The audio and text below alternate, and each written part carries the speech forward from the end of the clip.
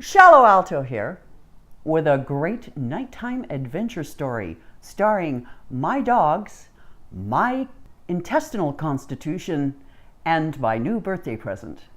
Stand by for the story. The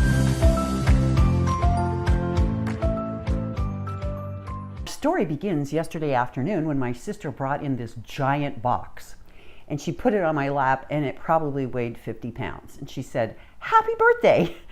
My birthday isn't for a month, so that was a surprise. She gave me a weighted blanket, which is a wonderful, comforting thing for people who have depression and anxiety and other things. It's like wearing a blanket that is heavy and it's like someone is hugging you. That's the idea behind it. But the operative word in the story is heavy. Well, I must have eaten something last night that upset my stomach.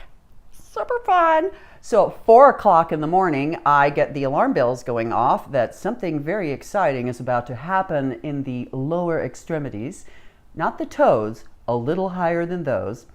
And so I'm madly trying to get out of bed. I'm ripping off my CPAP machine. I sleep with a CPAP machine. In fact, you might be able to see the little indentations here from my mask because I just woke up from a nap a couple of hours ago.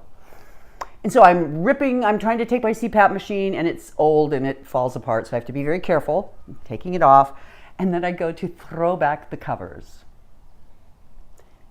It was a little like I had entered an Olympic event in weightlifting, only it's the middle of the night and I'm just trying to get out of bed so I can go to the bathroom.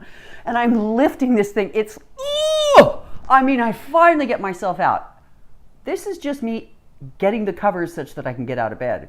Then every night my doodle, who's 13, sleeps by the side of my bed, and I have to run the gauntlet of doodleness so we don't step on her. So I'm tiptoeing out of bed and tiptoeing around her, and I go in and I do what I need to do. And all of a sudden my other little dog, Jane, comes into the bathroom and sees what I'm doing and thinks, well, that's a darn fine idea. I think I'd like to go to the bathroom right now.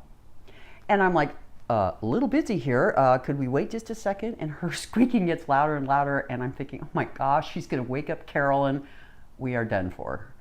So I finish my thing and I let Jane out and go back to bed. Well, it's never a one-time deal.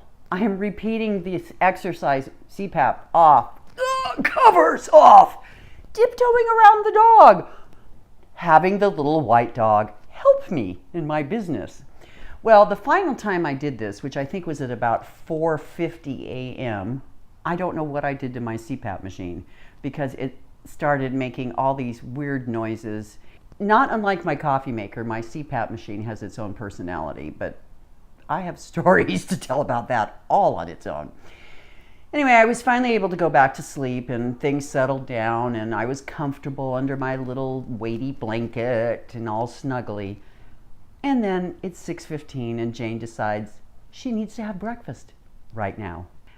Dogs who cannot tell time, intestines who do not cooperate, and bedclothes that try to keep you captive were just some of the adventures I had last night. Shallow Alto, signing off.